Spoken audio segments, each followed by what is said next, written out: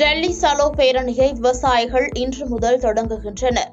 டெல்லியை நோக்கி டெல்லி சலோ என்ற பெயரில் பேரணியை விவசாயிகள் தொடங்கினர். ஆனால் டெல்லிக்குள் விவசாயிகள் நுழைய முடியாத வகையில் ஹரியானா, பஞ்சாப் மாநில எல்லையில் பலத்த பாதுகாப்பு போடப்பட்டிருந்தது.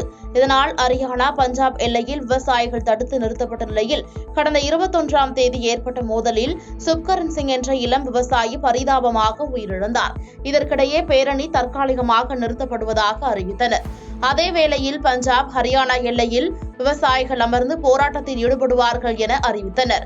இந்நிலையில் டெல்லியை நோக்கி விவசாயிகள் பேரணியை நடத்த இருக்கிறார்கள். இதனால் டெல்லியை சுற்றியுள்ள மாநில எல்லைகளில் பாதுகாப்பு அதிகரிக்கப்பட்டுள்ளது. வருகிற 10ஆம் தேதி மதியம் 12 மணி முதல் மாலை 4 மணி வரை 4 மணி நேரம் ரயில் மறியல் போராட்டம் நடைபெறும் எனவும் அறிவித்துள்ளனர்.